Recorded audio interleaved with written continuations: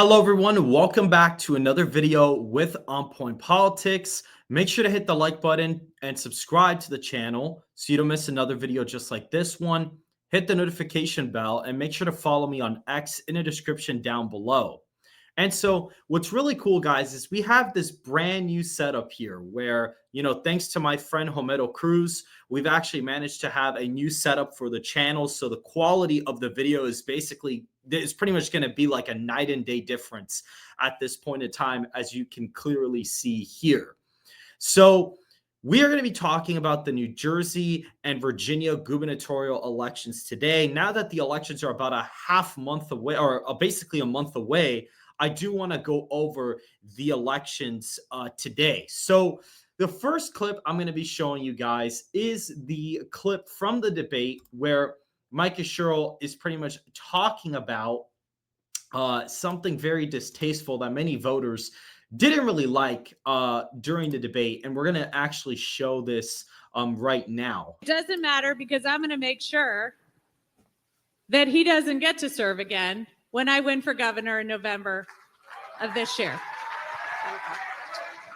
There's another big difference between her public service and my public service. It actually cost me money the time I put in and took away from my company.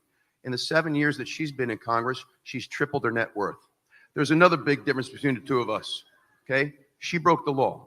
She had to pay fines for violating federal law on stock trades and stock reporting, and the New York Times reports that while you're sitting on the House Armed Services Committee, you were trading defense stocks. Jack, it doesn't matter because I'm going to make sure. Yeah, we'll pause this now. So that's really interesting. Okay. And I mean, that was sort of like it was almost kind of like a whole moment where, how Trump said like because you'll be in jail type of moment. It's very similar to that. But I mean, it's a much worse look for Mikey Sherrill, the Democrat nominee, that she was like on the House Armed Service Committee, literally trading defense stocks and having to pay fines. That, first of all, just electorally is very bad. She actually even had a clip on The Breakfast Club where they asked her, did you make $7 million trading stocks? And she actually said, oh, well, I'd actually have to get back to you on that. I'm actually not quite sure. Even though she knows she made money.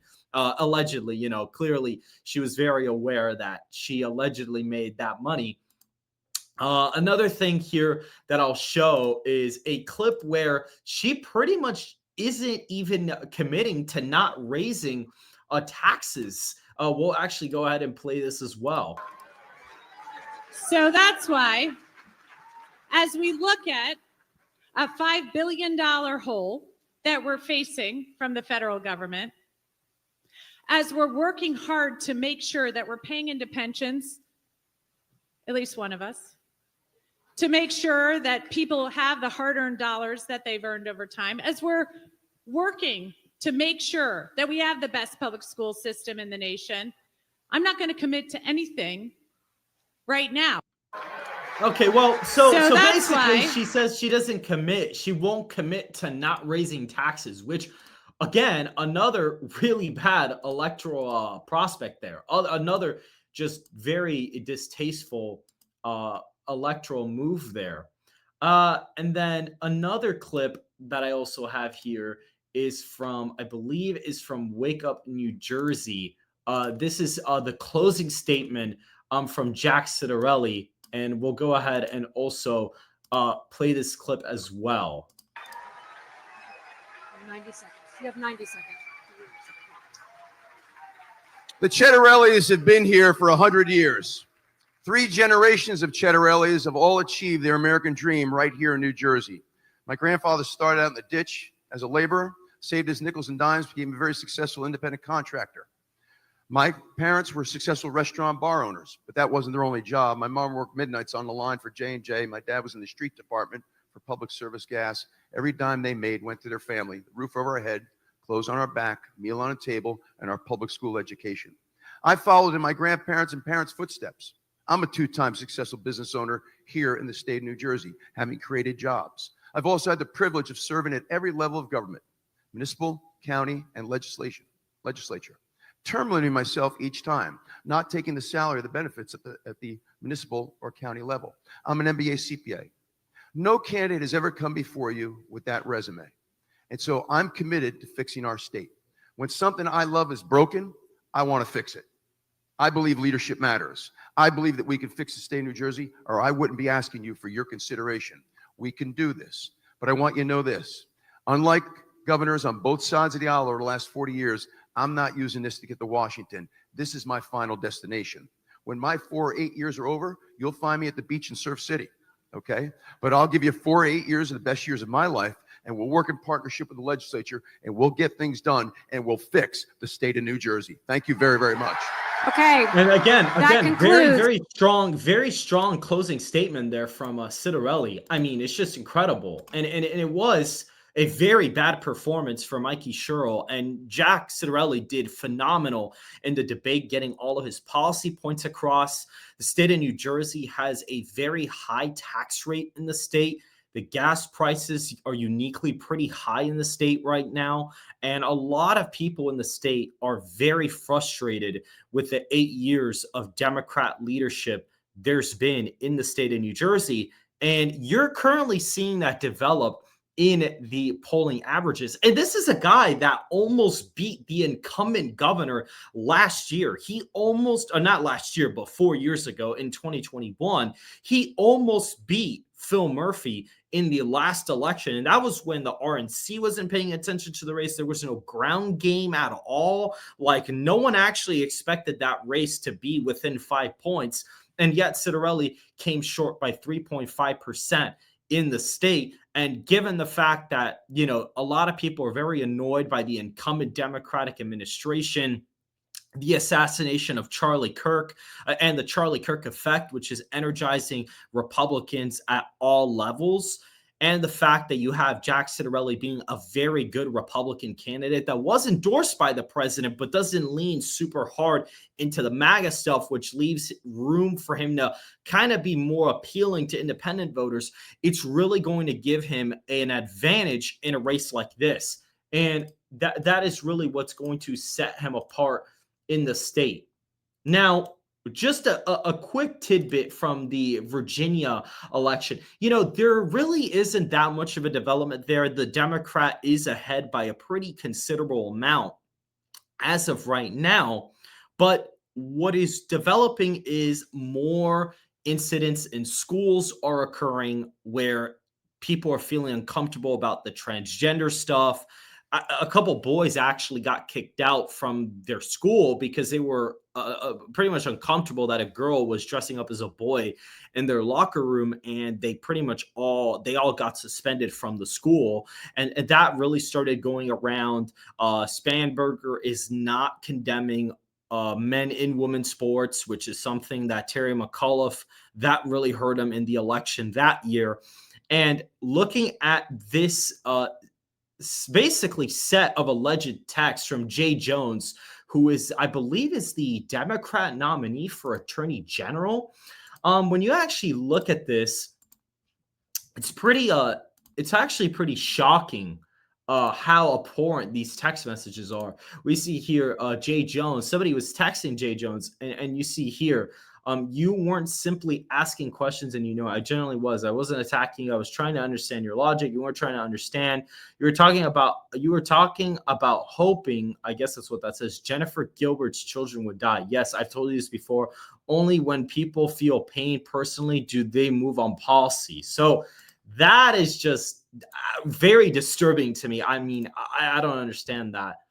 They say nice things about everyone, though.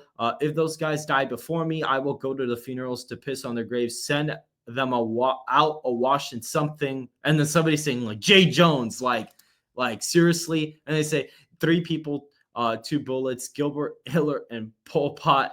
Gilbert gets 2 to the head. Spoiler, put Gilbert in the crew with the 2 worst people you know, and he receives both bullets every time. So this is just extremely graphic, just very graphic commentary here. I mean, and this is him saying about his political opponent, by the way. Like, this is just really, really crazy stuff. The fact that a Democrat nominee for Attorney General is just straight up saying this out in the open like that. I mean, honestly, this is very, very sickening to see. And it's very shocking. I mean, I don't know if this was said after Charlie Kirk's assassination or before, but it doesn't matter. I mean, even if it was after, that'd be worse. But because of what happened to Charlie, you would think that people would have the decency to not act like this. And unfortunately, there's just some very sick people out there that don't wish any good on anybody. And this is somebody that should lose that race. Like, they should not be winning this election. And looking at, the return rates on the mail-in ballots. So this is the good news for both of these elections. The good news is, if you actually look here, you'll see that the Virginia early voting file is in for October 4th. So this is literally today, a couple hours ago. We see that we're a third of the way through the early voting period, 15 of 45 days, and Virginia has also generated 70% of the early in-person vote that it once did a year ago in 2024. We've logged more than 350,000 votes so far, and we see that the Trump counties have turned out 73% of their total 2024 vote versus their 69% of the 2024 vote in the Harris County. So the Trump counties are turning out more of their early vote than the Democrat counties are, which is very, very interesting. Some bounciness day to day this week. We end up in the same place we started, with Trump counties continuing to slightly outperform Harris 1 counties using 2024 turnout. The expectation is to see about 1.8 million early votes, mail plus in-person ballots, when all of the votes have been counted. Still a long way to go. So that's what they're expecting as of right now in the election. And we even see here for the state of New Jersey, the Republican return rate is much stronger. We can see here. I'll pull it up now. The turnout is much stronger in the state of New Jersey for the Republican return rate at 18.6%, as opposed to the 16.6% there, a whole 2-point difference in return rate. And the Democrats picked up about a 11,000 raw vote advantage in the mail-in vote, and it's only a 53,000 vote advantage, which honestly, considering how many more Democrats there are in New Jersey compared to Republicans, that's not a good margin at all, actually. Like, that's really not a great margin, to be honest with you. And again, just kind of setting some preference here for the elections. I mean, Donald Trump right now isn't the most unpopular. He's hovering around a 46 to 48% approval rating on average, depending on what, generic ballot, or depending on what website you're looking at. That is genuinely where he's sitting at right now. And the generic ballot is about D+1 to D+2, depending on the website that you look at. And we'll go ahead and pull up the average for President Trump on, I believe the website is called ozopolls.com. This is the website that I prefer to use for this. We see here that the ballot pretty much shows Donald Trump at about a minus 4.4 percentage approval rating, where his approval rating is about 46.6%, which is actually similar to his 2020 vote share, with his disapprove being at about 51%.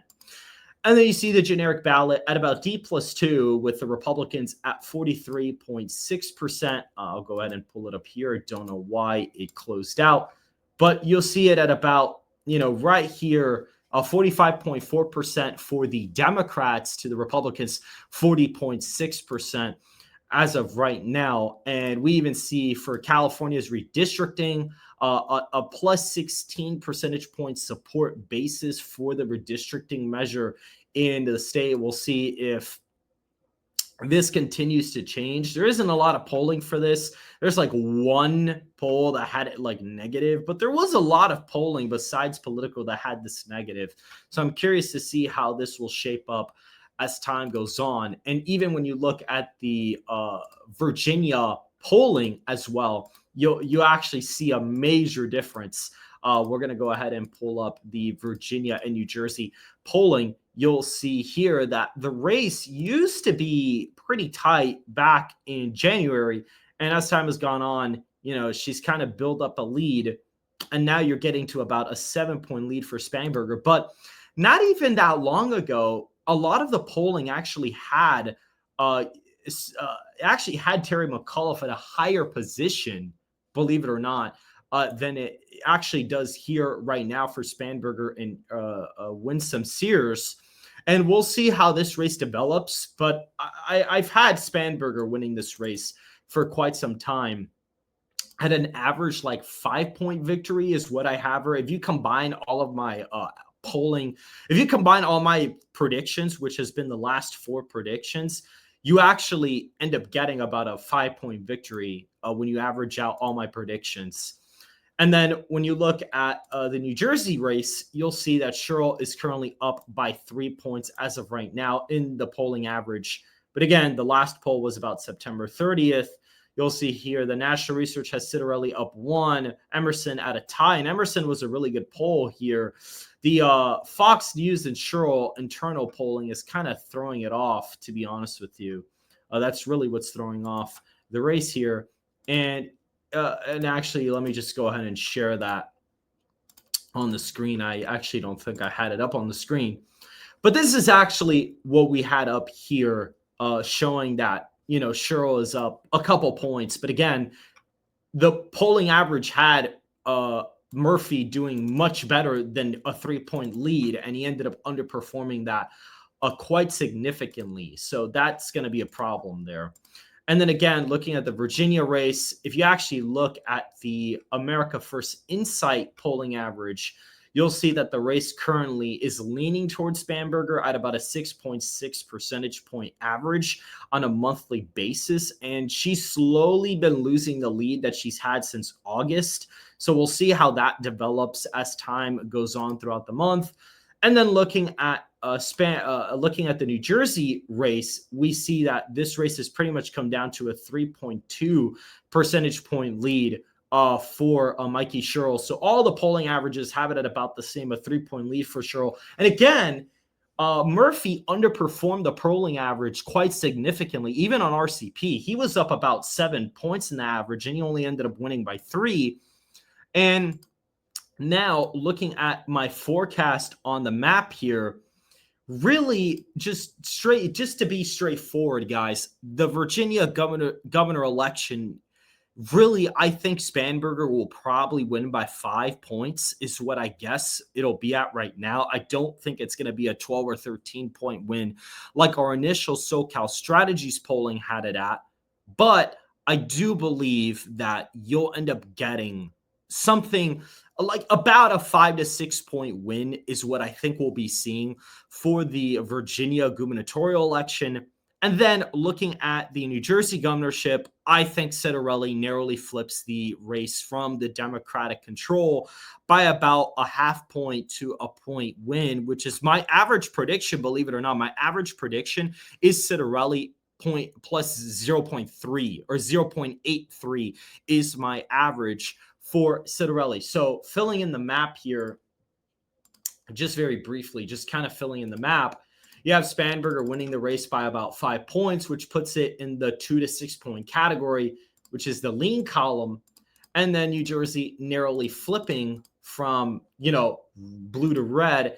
That puts it at the tilt column at a 0 to 2 point win. That is in the tilt column there. So basically the gubernatorial seats will swap. New Jersey will flip red, and Virginia will end up flipping back to the Democratic column as of right now.